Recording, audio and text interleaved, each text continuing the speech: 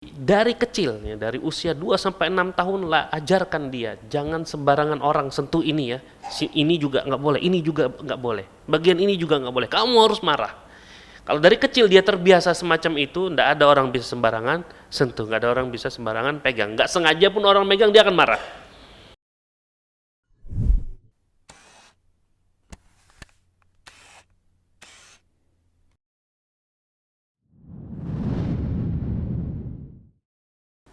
Assalamualaikum warahmatullahi wabarakatuh. Alhamdulillahi rabbil alamin, wassalatu wassalamu ala ashrafil anbiya'i wal mursalin, wa ala alihi wa sahbihi wa man tabi'ahum bi ihsanin ila yaumiddin. Alhamdulillah,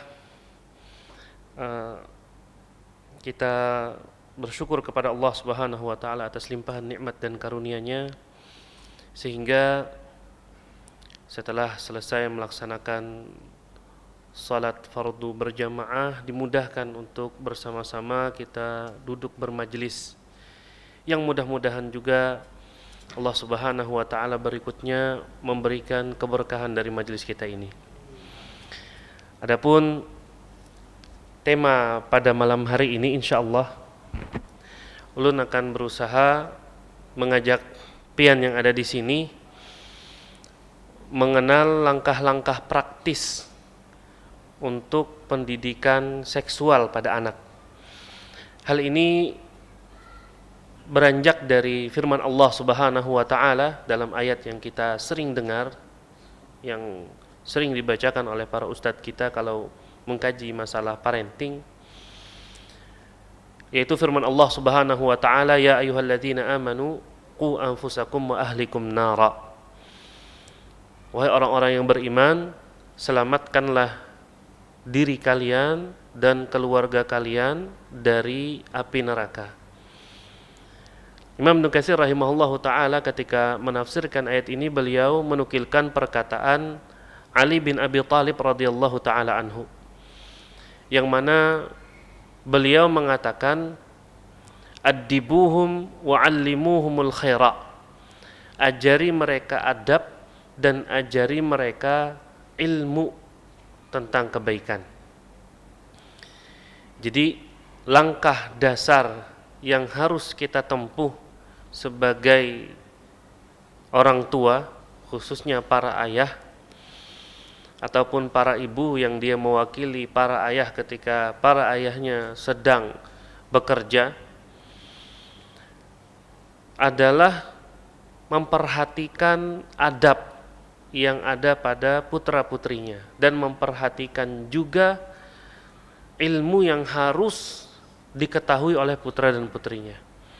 Ini langkah yang paling mendasar yang harus dipahami oleh kita semua untuk menyelamatkan diri kita dan keluarga kita dari api neraka. Bahkan sebagian ulama ada yang mengatakan, bil adabi tufhamul ilma. Dengan adab, ilmu itu bisa difahami. Kita semua tahu bahwasanya para ulama mendahulukan mempelajari adab sebelum mempelajari ilmu. Di antara mereka ada yang puluhan tahun mempelajari adab, sebagaimana Abdullah bin Mubarak radhiyallahu taala anhu rahimahullahu taala, yang beliau mengatakan bahwa beliau mempelajari adab salasina sanah, 30 tahun belajar adab. Lalu sisanya beliau belajar ilmu. Karena pondasi dasar dalam menuntut ilmu adalah adab. Terlebih lagi ketika seorang anak memiliki adab yang baik kepada gurunya, gurunya ridho terhadap anak yang jadi muridnya ini, gurunya tergugah hatinya oleh Allah Subhanahu wa taala untuk mendoakan muridnya ini, sehingga ilmu yang diajarkan oleh guru tersebut diterima dengan baik oleh si anak, dan si anak mendapatkan keberkahan ilmu karena didoakan oleh sang guru. Begitu juga ketika dia hidup bermasyarakat, anak ini punya adab yang baik, masyarakat yang ada di sekitarnya senang, mendoakan keberkahan untuk anak ini. Dan disinilah rahasia pentingnya adab diajarkan kepada putra-putri kita sebelum kita memfokuskan mereka ke dalam masalah ilmu. Nah, beranjak dari sinilah ulun rasa ada bagian penting yang perlu kita angkat juga dalam kajian parenting, yaitu pendidikan seksual yang berhubungan dengan kubul dan duburnya. Akramani Allah wa iyyakum. Yang ini akan kita ambil pembahasannya dari sebuah artikel yang ditulis oleh Dr. Jasim Muhammad Badr Al-Mutawwi, kelahiran Kuwait tahun 1965, hafizahullah ta'ala. Beliau ini dulunya pernah menjadi hakim dalam urusan rumah tangga, ya, hakim keluarga, urusan tindakan-tindakan pidana yang berkaitan dengan rumah tangga di Kuwait. Beliau dulu hakim di situ, dan salah satu prestasi beliau pernah meraih penghargaan dalam masalah sunnah nabawiyah, ya, dari kerajaan Saudi Arabia. Ini Dr. Jasim Al-Mutawwi, hafizahullah ta'ala. Beliau menulis sebuah artikel yang membahas tentang langkah-langkah praktis yang kalau kita lihat nantinya ini bentuk idealnya yang harus diperhatikan oleh para ayah, diperhatikan juga oleh para ibu dalam mendidik putra-putrinya, khusus para putrinya juga, ya. Putra dan putri dibahas dalam artikel ini, tapi lebih kuat, lebih ditekankan kepada anak-anak putri, ya. Kita akan terjemahkan, ya, ulun akan baca dan terjemahkan artikel ini yang kita bagi kepada beberapa poin, yaitu dari anak usia 0 sampai 2 tahun, kemudian anak usia 2 tahun sampai 6 tahun, kemudian setelahnya dari 6 tahun sampai 10 tahun, dan yang terakhir nanti akan kita bahas dari anak usia 10 tahun sampai 15 tahun. Bagaimana pendidikan seksual untuk anak usia 0 sampai 2 tahun? Kalau dibahasakan pendidikan seksual berarti yang berhubungan dengan apa? Kubul dan duburnya, ya, difahami itu. Yang pertama kata beliau, ikhrajuhu min ghurfati naumi walidayhi asna'a fatratil muasyarah. Mengeluarkan anak ini dari ruang tidur ayah dan ibunya ketika ayah dan ibunya ingin berhubungan suami istri. Ini idealnya. Ada riwayatnya. Insya Allah nanti akan kita bahas rinciannya, ya, rincian. Ini dianjurkan sekali, ya, dianjurkan sekali. Anak usia 0 sampai 2 tahun, bayangkan. Salah satu yang perlu diperhatikan oleh para orang tua. Ada, nanti akan kita angkat secara perinciannya. Namun secara global ingin semua habis, ya, pembahasan ulun sebutkan satu persatu. Masih di usia anak 0 sampai 2 tahun, yang kata beliau, la nasmahu li ayyi syakhsin bi taghyiri malabisihi wan nadhari li auratihi. Tidak kita berikan izin, ya, kita tidak berikan kesempatan, tidak kita beri izin siapapun yang ingin mengganti pakaiannya, dan juga tidak kita kasih izin siapapun untuk melihat auratnya, baik anak laki-laki kita maupun anak perempuan kita. Ini ideal sekali kata beliau. Yang ya, kalau kita bahasakan boleh, ya boleh secara umum kan, pamannya boleh, kakeknya boleh, siapa saja boleh sebenarnya. Tapi idealnya sebagai orang tua kita menjaga sedini mungkin, karena di antara bentuk kita menyelamatkan orang lain, menjaganya agar dia tidak melakukan tindakan kezaliman. Kita tidak tahu hati orang, kita tidak tahu penyakit yang diidap oleh seseorang. Kita taunya ada tiba-tiba berita pelecehan seksual atau kekerasan seksual dari seorang guru kepada murid-murid TK-nya. Dan kita tahu agama yang paling menjijikan, agama Syiah, ya, tidak pandang bulu. Mereka membolehkan mut'ah sampai pun pada seorang bayi. Luar biasa agama yang menjijikkan ini. Dan ini menunjukkan bahwasanya di antara manusia, mudah-mudahan kita dilindungi, keluarga kita juga dilindungi dari manusia yang punya penyakit semacam ini, kelainan dalam masalah seksualnya. Maka idealnya kata beliau, la nasmah li ayyi syakhsin bitaghyiri malabisihi wa nadhar li auratihi. Kita nggak kasih izin siapa saja yang mau ganti pakaiannya kita. Kalau mungkin kan kita yang ganti pakaiannya. Dan untuk melihat auratnya tidak sembarangan orang boleh. Walaupun anak kita masih kecil, iya walaupun anak kita masih kecil dari 0 sampai 2 tahun. Kemudian kata beliau, la nu'awwiduhu ala tahassusi amakinil aurah. Kita jangan biarkan anak ini suka meraba-raba daerah yang itu aurat bagi dia. Anak laki-laki jangan kita kasih kebiasaan dan kita jangan biarkan dia pegang-pegang zakarnya. Anak perempuan meraba-raba tubuhnya, jangan kita kasih kebiasaan itu. Jangan kasih kesempatan. Kalau dia suka pegang-pegang, kita hindarkan seperti itu. Akan menimbulkan banyak kemungkinan dan bisa mengkhawatirkan. Namun nanti insya Allah akan ada pembahasannya di mana di situ diangkat anak itu ada yang punya kebiasaan megang tangan orang tuanya kalau mau tidur, ada yang punya kebiasaan megang ujung bantal, megang kain, kan semacam itu. Dan termasuk juga megang anggota badannya.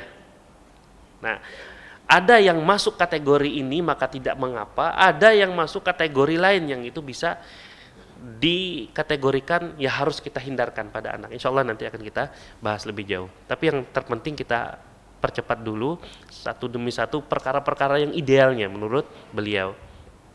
Kemudian kata beliau, la natrukuhu fil baiti wahdahu ma'al amilah awil amil. Jangan kita tinggalkan dia di rumah bersama pembantu, baik itu laki-laki maupun perempuan. Jangan kita tinggalkan dia sendirian. Anak 0 sampai 2 tahun jangan dikasih kesempatan untuk tinggal sendirian. Kalau bisa kita bawa kemana-mana, kita bawa kemana-mana. Minimal dia bersama ibunya. Atau ketika tidak mungkin bersama ibunya, minimal sama kita. Atau minimal sama kakak kandungnya. Dan ini pun nanti menurut pandangan beliau, bagusnya sama kita saja. Bagusnya sama kita. Atau sama walinya yang benar-benar lebih dewasa, atau pamannya atau bibinya, seperti itu. Bayangkan di masa Rasulullah SAW kita kenal yang namanya kebiasaan menyusukan anak kepada orang lain. Kan anak kita nanti akan dibawa oleh orang ya. Kalau kita misalnya susukan kepada orang lain ini, anak kita dibawa oleh orang. Orang tersebut akan tentu dia akan memandikan, mengganti pakaian dan sebagaimana macamnya. Bertentangan dong dengan yang beliau sebutkan? Enggak. Beliau menyebutkan yang idealnya. Kondisi-kondisi idealnya. Nanti akan kita bahas di mana posisi-posisi dan kondisi-kondisi bolehnya. Bahkan menyusukan anak ke orang lain sekalipun oleh para ulama ada syaratnya. Ada syaratnya. Kita lewatkan dulu. Kemudian inda tanzifi khurujihi la taqul lahu wai' rihatuhu karihah bal qul innaha fadalat sihiyah. Jadi ketika kita membersihkan dia habis BAB atau dia habis BAK, itu kata beliau jangan sampai kita mengucapkan bau banar, nah jangan. Tapi kita didik dengan mengucapkan apa? Ini sehat ya, mengeluarkan kotoran walaupun bau, tapi ini untuk kesehatan. Seperti itu dipahamkan. Agar dia paham, dia BAB dan BAK ini untuk kesehatan tujuannya. Ya. Bukan sesuatu yang menjijikkan, lalu semua orang harus tidak senang dengan sesuatu tersebut. Ini nikmat sebenarnya. Kita keluar dari kamar mandi bacanya apa? Selain gufronaka. Ayo. Apa bacaannya? Kada ingatlah, harus kamar mandi dulu, pas keluar hanya ingat, biasanya kayak itu kan.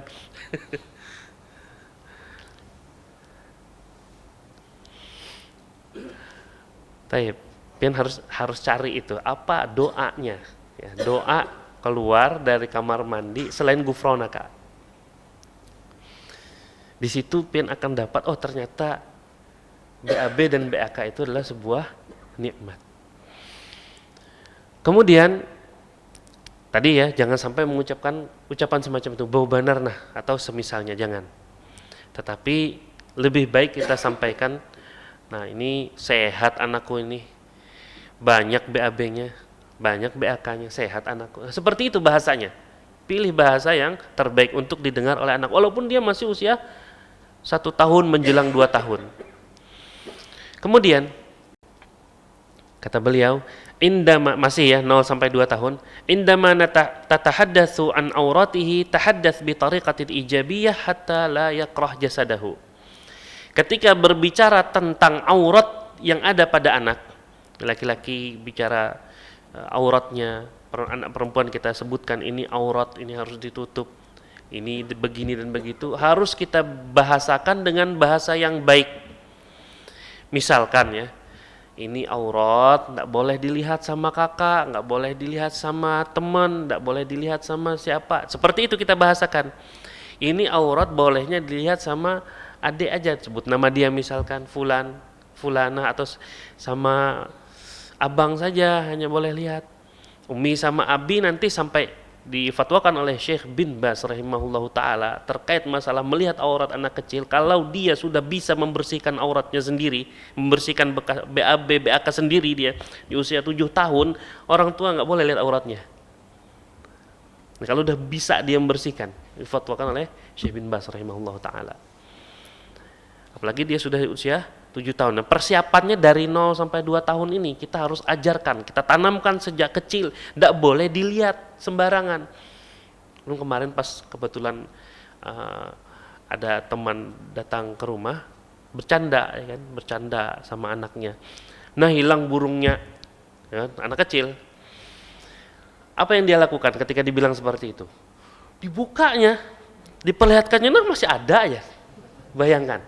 Ini anaknya usia 3 tahun lebih sudah, 4 tahun. Sekitar 4 tahun, 5 tahun itu.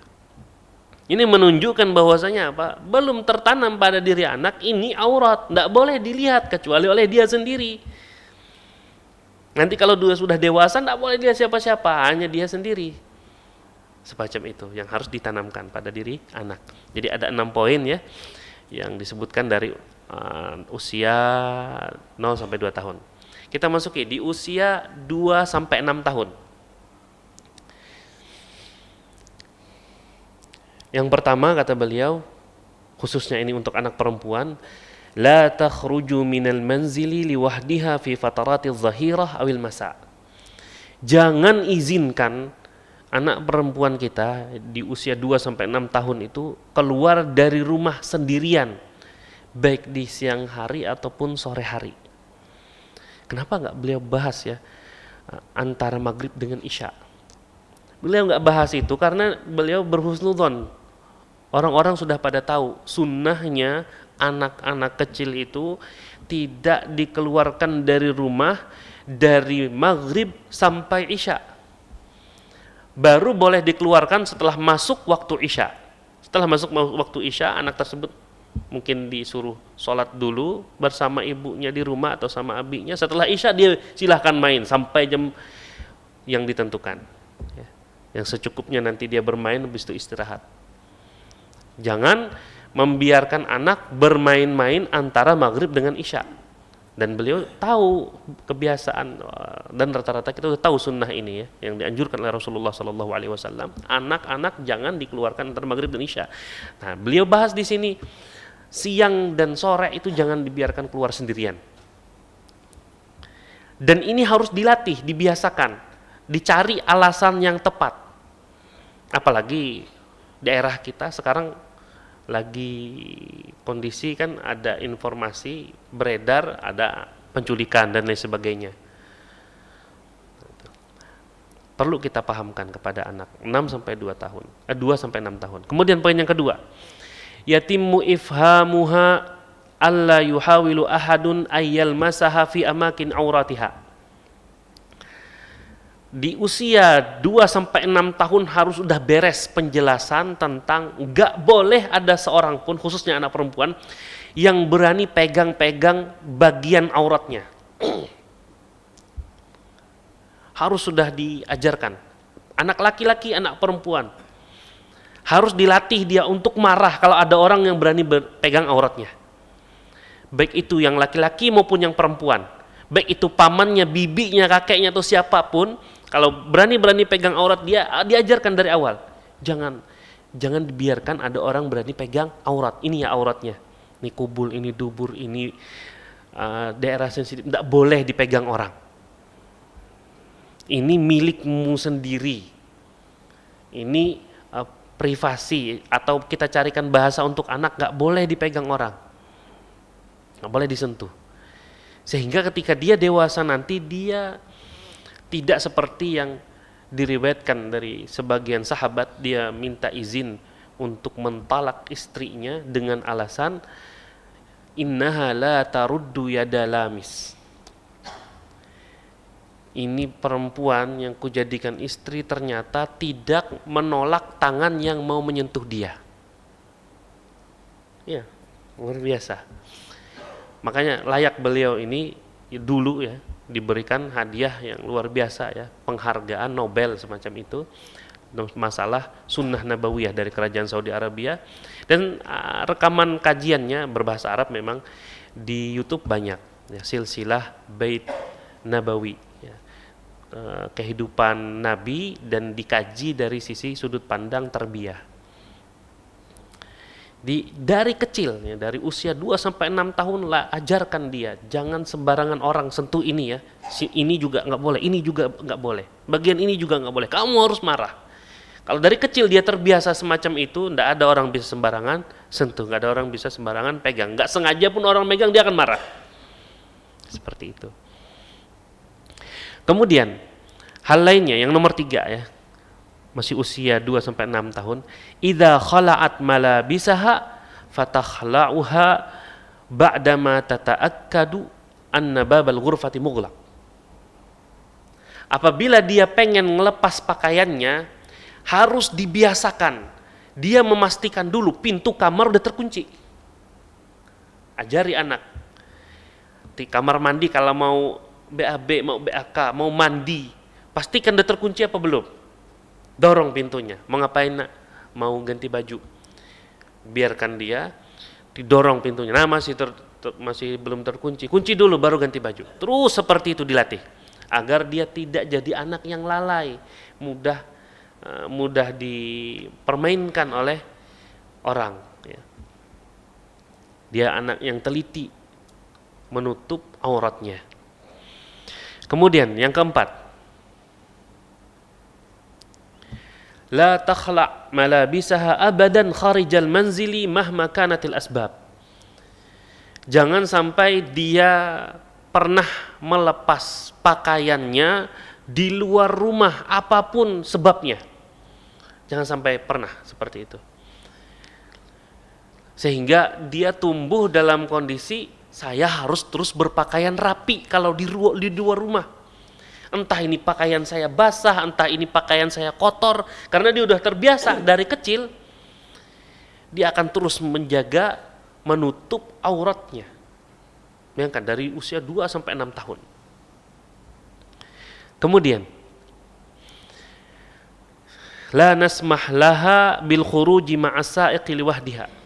Kita jangan izinkan dia keluar bersama sopir ini, di sa'iq liwahdiha, sendirian ya, usia 2 sampai 6 tahun. Atau keluar sama orang yang walaupun dia kenal tetapi orang tersebut bukan mahram dia. Idealnya jangan diberi kesempatan. Ada kaidah dalam syariat kita, kaidahnya disebut dengan kaidah sadduz dzara'i, menutup segala celah terjerumus dalam berbagai kemudaratan. Jadi kaidah sadduz dzara'i inilah yang paling sering diterapkan dalam hal-hal yang semacam ini. Kenapa kita didik sejak kecil begini, kenapa kita didik sejak kecil begitu? Karena sadduz dzara'i, menutup semua celah. Jangan sampai ada celah pendidikan yang belum kita isi, sehingga ketika dewasanya ada adab yang dia belum beradab dengannya. Makanya perlu kita mengkaji secara khusus hal yang semacam ini. Kemudian yang nomor 6, la tal'ab ma'a aqribaiha dzukur al-akbar minha liwahdiha. Jangan kasih dia izin bermain dengan kerabat laki-lakinya yang lebih dewasa dari dia. Coba Pian. Padahal kita secara umum kalau sudah Idul Fitri, Idul Adha, kumpul dengan keluarga kan kita biarkan aja. Iya kalau masih di bawah pengawasan kita. Tetapi kalau kita tidak bisa mengawasinya lagi di kampung, dibawa kakak-kakaknya yang karib kerabatnya, sepupu-sepupunya, dibawa ke hutan bermainan, yang sendiri dia anak perempuan sendiri. Adakah jaminan bagusnya di situ? Tidak ada jaminan, tidak ada. Lawang saudara-saudaranya Nabi Yusuf saja bisa tertipu oleh syaitan untuk mencelakai Nabi Yusuf alaihissalam. Apalagi ini anak perempuan lagi dan manusia Allah takdirkan memiliki apa? Syahwat. Zuyyina lin-nasi hubbus syahawat minan nisa wal banin. Seperti itu. Jangan diizinkan. Kalau masih di dalam pengawasan kita, silahkan. Tapi kalau sudah tidak bisa kita awasi lagi, jangan diizinkan. Tidak boleh. Kita terang-terangan, kita sampaikan. Tidak boleh. Ini dia sendiri perempuan, kalian semua laki-laki. Tidak boleh dia pergi bermain.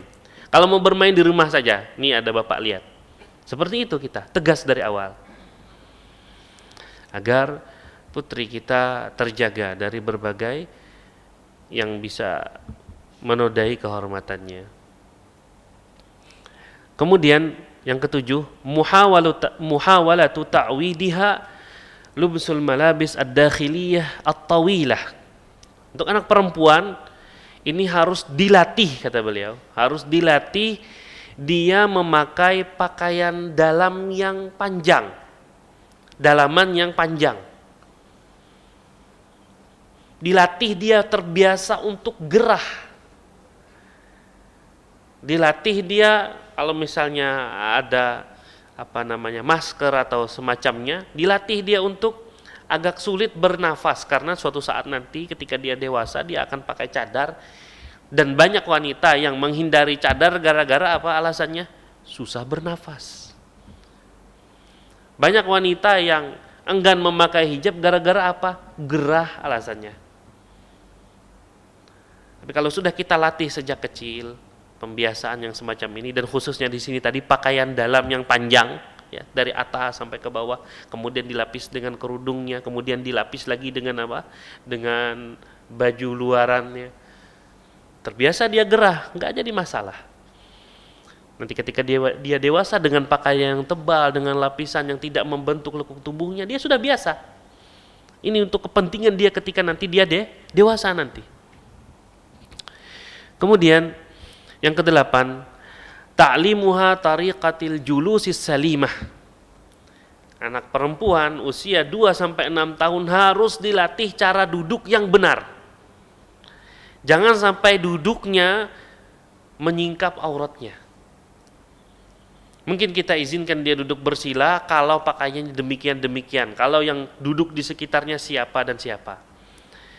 Duduk di kursi seperti ini cara duduk yang bagus. Anak perempuan duduknya enggak seperti ini. Anak laki-laki seperti ini boleh. Harus dipahamkan sedini mungkin. Ngajarin cara duduk yang baik. Kalau duduk di tempat yang tinggi, duduk di sepeda motor, duduk di kursi, bagaimana cara duduknya diajarkan sejak dini. Kemudian yang 9, la tadkhulu ghurfatas sa'iq awil khadimah. Anak jangan dibiarkan masuk kamar pembantu. Kalau di rumahnya ada pembantu, jangan dikasih izin dia masuk ke kamar mereka. Atau di rumah tersebut ada sepupunya. Jangan dikasih izin dia masuk ke kamar sepupunya. Laki-laki yang bukan mahram dia, jangan kasih izin dia masuk ke kamar laki-laki yang bukan mahramnya. Atau kebetulan rumah kita ada tamu, laki-laki tamu itu, anak kita usia 2-6 tahun, jangan kasih izin masuk. Walaupun kita kenal tamu itu, walaupun kita kenal baik tamu itu. Ya, jangan kasih izin. Idealnya seperti itu. Kemudian poin berikutnya, tanmiyatur riqabah az-zatiyah indaha idza waqa'at 'ainaha ala manzarin mukhillin lil adab. Menumbuhkan pengendalian diri pada anak ketika matanya nggak sengaja lihat sesuatu yang bisa merusak adabnya. Jadi kita ajari anak usia 2-6 tahun itu punya sikap. Ketika ngelihat teman berkelahi, dia harus punya sikap. Apa sikapnya? Tidak boleh seperti itu. Kalau ada orang berkelahi, kamu nggak bisa melerai, langsung pergi. Cari orang dewasa untuk melerai dia yang berkelahi. Matanya ngelihat aurat, tidak boleh. Itu haram dilihat. Matanya ngelihat adegan yang tidak layak dilihat oleh anak kecil. Tidak boleh, itu haram dilihat. Tidak boleh juga itu dilakukan. Orang dewasa itu salah. Diajari sikap sejak dari awal. Dan sangat beruntung seorang ayah atau seorang ibu yang punya anak lingkungannya steril. Gak akan perlu hal-hal yang semacam ini insyaallah ta'ala. Lingkungan rumahnya, lingkungan perkampungannya, semua orang tutup aurat, semua orang jaga sikap, semua orang benar-benar islami kehidupannya, aman, tidak perlu bahas-bahas ini kita. Tapi qaddarallah masya'a fa'al, lingkungan kita, dunia yang ada di sekitar kita, sosial media, bahasa dan lain sebagainya, pergaulan anak-anak luar biasa, mengerikan. Anak SD, anak TK saja udah tahu kata apa? Pacaran. Anak TK udah tahu kata itu. Tanya saja sama mereka, kata ini pernah dengar? Pernah. Apa itu? Tahu. Anak TK. Sehingga penting bagi kita untuk mencari lingkungan yang benar-benar steril untuk anak-anak kita. Cari sekolahan, cari dari TK, SD, SMP, SMA-nya, cari sekolahan yang benar-benar itu steril buat mereka. Sehingga adab mereka terjaga, fitrah mereka terjaga. Dan ini mau tidak mau ya pasti akan terjerumus ya, terjerumus yang ke dalam zina ya. Allah Subhanahu wa taala mentakdirkan seluruh anak Adam akan terjerumus ke dalam zina, baik itu zina mata, zina telinga. Zina mata dengan melihat, zina telinga dengan pendengaran. Semua anak Adam pasti akan terjerumus ke dalam zina tersebut. Tinggal sikap dia. Ya, kalau dia lihat, dia beristighfar, kemudian dia memalingkan wajahnya dan seterusnya. Harus diajarkan semacam itu. Kemudian di usia anak kalau sudah 6 tahun, menurut pandangan beliau, ya, bad'ul fasli bin naumi an ikhwatiha asyabab. Mulai dipisah tempat tidurnya dari saudara-saudaranya yang udah dewasa. Kakak-kakaknya yang udah usia dewasa, dalam artian sudah balik, itu jangan dibiarkan tidur bersama adiknya yang usia 2-6 tahun. Adik perempuannya yang usia 2-6 tahun, jangan dibiarkan. Atau sebaliknya, anak laki-laki usia 2-6 tahun jangan dibiarkan tidur sama kakak-kakak perempuannya. Jangan dibiarkan. Dan kisahnya mungkin sebagian ada yang tahu. Ada sebagian anak perempuan yang tidak kuat dia menahan syahwatnya, adiknya lah yang dia perlakukan untuk memuaskan syahwatnya, atau anak tetangganya lah yang dia perlakukan untuk memuaskan syahwatnya. Ada kisah ini dan nyata terjadi.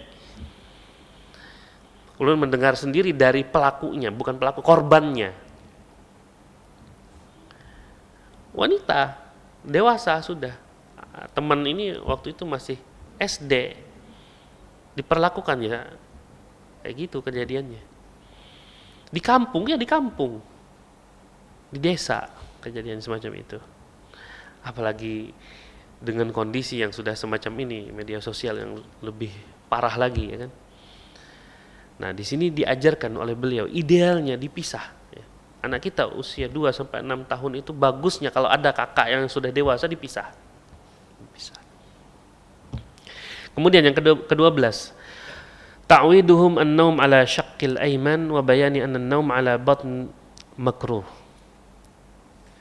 Membiasakan anak tidur di atas bagian tubuh yang sebelah kanan, ya. Yang tahu sudah ada tidur insyaallah taala, itu yang kita ajarkan untuk anak. Kalau pengen baca tentu tidur bagian tubuh sebelah kiri di bawah itu paling enak dan paling nyenyak. Itu paling enak dan paling nyenyak, dan itu sangat bermanfaat untuk fisik. Sebaliknya tidur dengan bagian tubuh yang kanan ini sebelah bawah, kata Imam Ibnu Qayyim rahimahullahu taala, itu tidak nyenyak. Tidak bisa nyenyak, tapi bagus untuk jantung. Bagus untuk kesehatan jantung. Dan orang yang tidur dengan posisi seperti itu, dia mudah terbangun. Jadinya kurang bagus untuk fisiknya, karena mudah terbangun. Namun fungsinya dia mudah terbangun ini agar mudah bangun untuk sholat malam. Itu dia rahasia kenapa dianjurkannya tidur di atas badan sebelah kanan, ya, yang kiri di sebelah atas, yang kanan sebelah bawah, yang kita tindih untuk kita tidur. Itu supaya mudah terbangun. Mudah terbangun tujuannya bisa bangun untuk sholat malam. Dan harus dikasih tahu kepada anak sejak awal, tidur tiarap, tidur tengkurap itu hukumnya makruh. Hukumnya makruh. Banyak ulama yang menegaskan makruhnya, bukan haram, ya. Makruh. Makruh dalam definisi yang sebenarnya, kalau dilakukan tidak berdosa, kalau ditinggalkan berpahala. Kemudian yang ke-13, anak usia yang sudah mulai faham, bisa difahamkan, bisa dikasih tahu, dan dari usia 2 sampai 6 tahun ini kata beliau al-bad'u fi ta'limil isti'dzan qabla dukhul 'alal walidaini bi ghurfatihima. Anak dari usia 2 sampai 6 tahun harus dilatih minta izin sebelum masuk kamar abi dan uminya. Dilatih. Ketika dia mau masuk kamar, tahan. Izin dulu, ucapkan salam, ketok pintu dulu, izin. Boleh masuk enggak? Gitu ngomongnya, minta izin itu. Boleh masuk apa tidak, seperti itu. Harus dibiasakan agar dia menghormati dan dia faham sejak awal ini ruangan tidak bisa sembarangan orang masuk, ini ruangan boleh semua orang masuk. Sehingga nanti ketika dia bertamu ke rumah orang, dia faham ini rumah ada batasannya, ini rumah tetangga, tidak boleh sembarang masuk, dan seterusnya.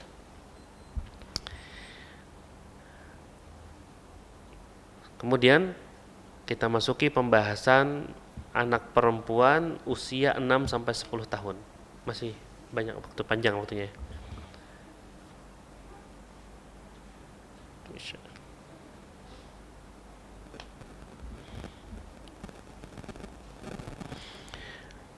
Untuk anak usia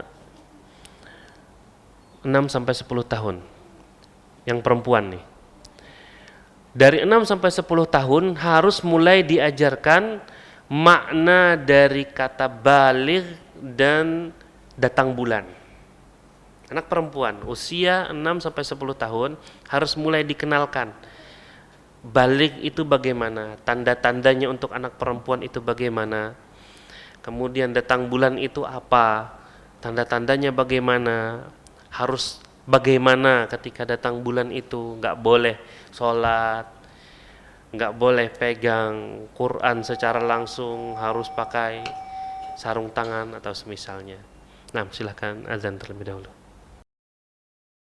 Untuk anak perempuan usia 6 sampai 10 tahun, poin yang kedua yang perlu kita jelaskan kepada anak adalah syarhu ma'na al-i'tida' al-jinsi wa taharrush al-jinsi.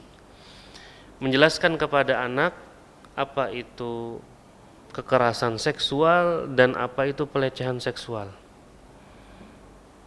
Si anak 6 sampai 10 tahun.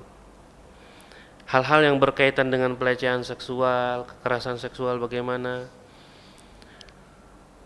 itu harus kita jelaskan kepada mereka dengan bahasa yang difahami untuk anak yang seusia mereka tentunya. Kemudian poin yang berikutnya adalah kita jelaskan kepada mereka kenapa kita larang mereka keluar sendirian. Kita juga jelaskan kenapa kita larang anak perempuan kita bermain dengan anak laki-laki yang lebih dewasa dari dia. Kita jelaskan. Pada usia 6 sampai 10 tahun itu sudah layak untuk kita jelaskan. Tadi usia 0 sampai 2 tahun kita larang begitu saja. Dari usia 2 sampai 6 tahun kita larang begitu saja, enggak kita ada kasih penjelasan. Nah, ketika 6 sampai 10 tahun dah mulai kita kasih penjelasan. Dia mungkin akan bertanya, kenapa enggak boleh? Itu saja boleh, fulanah boleh main sama abang-abang itu. Kenapa saya enggak boleh? Harus kita jelaskan. Kemudian di usia ini 6 sampai 10 tahun, taujihuha li khuluqil haya wan nadharah al halal. Anak diajarkan rasa malu dan mana yang halal untuk dilihat, diajarkan. Mana yang halal untuk dilihat, mana yang haram dilihat, ya. Sampai juga rumah, ya. Rumah tetangga kita yang terbuka pintunya itu aurat.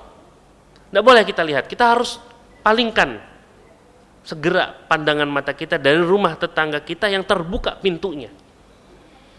Kalau memungkinkan bagi kita untuk menegur si tetangga ini, kita bilang tutup pintu rumah. Karena rumah mereka adalah aurat. Rumah dalam rumah. Kita ajarkan kepada anak, nggak boleh kalau ada rumah teman terbuka, nggak boleh kita untuk melihat ke dalam rumah tersebut. Kita masuk rumah pakai izin. Ya. Izinnya itu bukan hanya fisik kita yang izin masuk, juga penglihatan kita izin masuk. Itu maksud dari izin, bukan hanya sebatas fisik aja masuk, tapi mata juga izin untuk masuk. Makanya kita tahu ya aturan dari Rasulullah SAW, kalau ada orang ngintip boleh dicolok sampai buta matanya itu, yang ngintip itu. Karena apa? Bagian dalam rumah kita itu aurat, hak kita saja yang bisa melihat isi dalam rumah kita itu. Orang lain tidak boleh. Sehingga kita perlakukan juga rumah orang lain seperti itu. Dan insya Allah ta'ala dengan kita menjaga aurat rumah saudara kita, rumah tetangga kita, Allah jaga aurat rumah kita. Sebagaimana kita menundukkan pandangan dari wanita-wanita muslimah yang haram untuk kita pandang, anak-anak saudara-saudara kita yang haram kita pandang, Allah akan bantu kita, Allah akan jaga anak-anak kita, istri-istri kita dari orang yang suka memandang sembarangan. Allah akan gugah hatinya untuk tidak memandang. Allah akan gugah hatinya untuk menundukkan pandangan. Allah akan balas perbuatan sesuai dengan perbuatan yang dilakukan, kebaikan sesuai dengan kebaikan yang dilakukan. Kemudian anak usia 6 sampai 10 tahun ini sudah diberitahukan untuk menjauhi pakaian yang tidak pantas. Taujihuha lil ibti'ad anil lubsil fadih. Jauhi, ajari dia untuk menjauhi pakaian yang tidak pantas. Bentuknya bagaimana? Al-lasiq, yang dia pakaian tersebut ketat, memperlihatkan lekuk tubuhnya, atau asyaffaf, yang transparan, tidak boleh. Amama ikhwaniha, pakaian tersebut tidak boleh dia pakai di hadapan saudara-saudara kandungnya, tidak boleh dia pakai. Saudara kandung tidak boleh di hadapan saudara kandungnya. Kemudian yang keenam, ini juga penting ya untuk di sekolahannya. Ini kalau sekolahan khusus akhwat. beliau menulis beliau orang Kuwait ya, paham kondisi di sana, dan yang beliau pahami kalau sekolah untuk perempuan khusus perempuan gitu. Nah di sini beliau katakan al intibah liman yaqtarib minha katsiran, hati-hati terhadap orang atau teman dia yang suka dekat sama dia, wayal tasik bijasadiha min zamilatil madrasah, yang suka nempel-nempelin badannya itu harus dipahamkan anak kita. Jangan suka dekat sama orang yang suka dempet-dempetan badannya. Harus dilatih dia risih. Karena kita nggak tahu anak perempuan ini bagaimana kondisinya. Ada masalah tidak dengan mentalnya, khususnya terkait dengan masalah seksualnya. Ada masalah atau tidak. Dia suka nempel-nempel. Jangan dikasih kendor. Tidak boleh dikasih kesempatan. Ngapain dekat-dekat gitu? Anak laki-laki juga seperti itu. Anak laki-laki ya. Di sini ada dibahas secara khusus oleh beliau dan sama pembahasannya. Anak laki-laki juga seperti itu, kita pahamkan. Usia 6 sampai 10 tahun, kalau ada temen kamu yang suka megang-megang kamu dari belakang, merangkul kamu, jangan mau. Nanti kalau dia terbiasa, bahkan merasa nyaman, gimana nanti kalau dewasanya? Ikut orang-orang yang la qadar Allah, semoga Allah selamatkan anak-anak kita, putra-putri kita dari LGBT. Dari kecil dia asalnya tidak suka, tapi karena sering ya, kasratul imsas tuzilul ihsas, karena sering berinteraksi ya hilang sensitivitasnya. Orang yang sering mencium bau busuk, karena sering mencium bau busuk tersebut hilang sensitivitasnya, akhirnya nggak busuk lagi baunya, biasa aja. Seperti itu juga kondisi seorang anak kalau sudah terbiasa hal yang sebenarnya itu tidak benar dilakukan, tidak baik dilakukan. Ya. Wallahu taala a'la wa alam. Mungkin sebelum ana tutup ada pertanyaan. Tafadhal, kalau ana bisa jawab ana jawab, kalau enggak ya kita sudahi. Barakallahu fikum. Ada pertanyaan? Oke, silakan.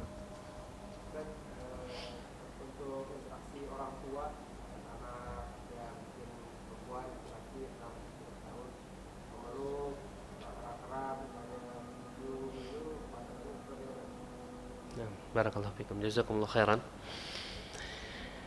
Pertanyaannya, sejauh mana sih orang tua, baik bapak atau ibunya terhadap anak laki-lakinya, bapaknya terhadap anak perempuannya, sejauh mana dia boleh memeluk, sejauh mana dia memeluknya dengan erat, sejauh mana dia boleh mencium ya.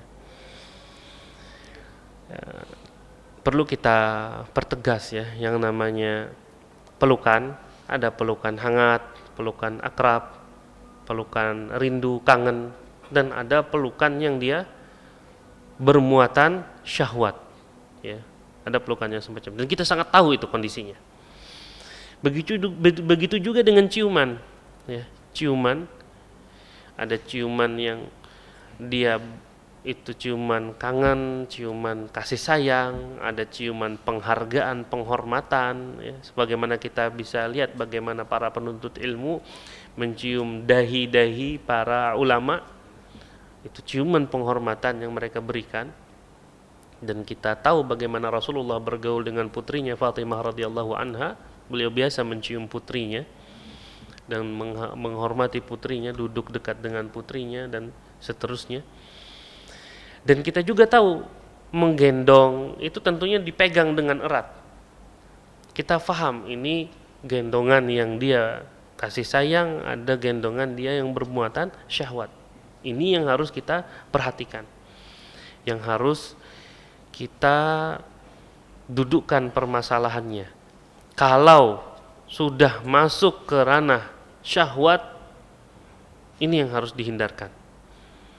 Tidak masalah, tidak ada batasan usia ya, untuk pelukan, untuk ciuman, antara anak laki-laki dengan ibunya, antara ayah dengan anak perempuannya, tidak ada batasan. Yang terpenting di situ tidak ada unsur syahwatnya. Tidak ada unsur syahwatnya. Kemudian begitu juga terkait dengan membersihkan tubuhnya entah itu memandikan atau dia habis BAB, habis BAK.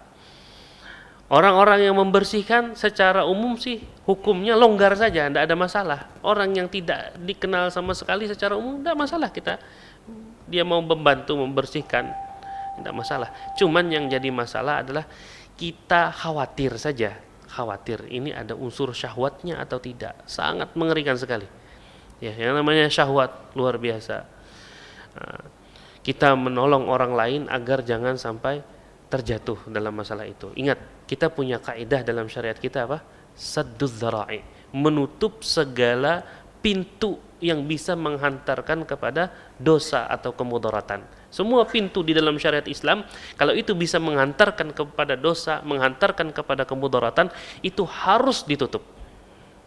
Ya, harus ditutup. Kecuali kalau ada maslahat yang jelas. Sebagaimana kaidah lainnya yang berbunyi ma hurrima saddan lidzara'i ubiha limaslahatin rajihah.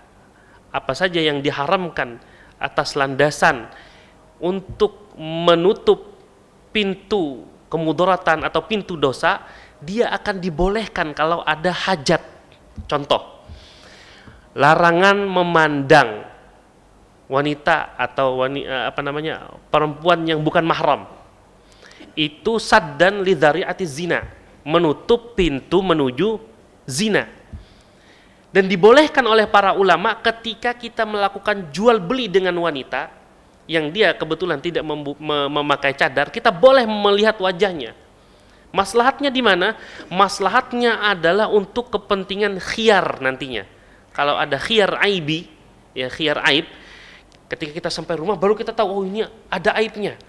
Nah, kalau kita tidak pandang, kita tidak tahu siapa tadi, dengan siapa kita berjual beli tadi.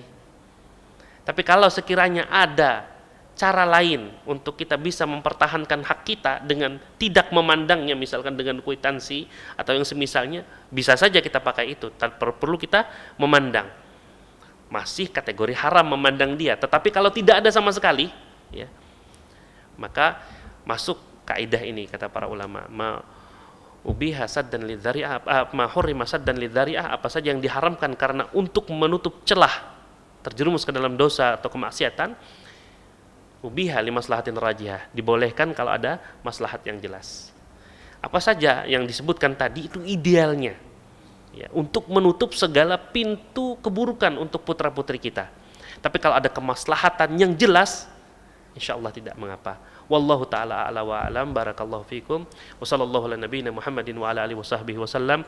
Subhanakallahumma wa bihamdika asyhadu an la ilaha illa anta astaghfiruka wa atubu ilaik. Assalamualaikum warahmatullahi wabarakatuh.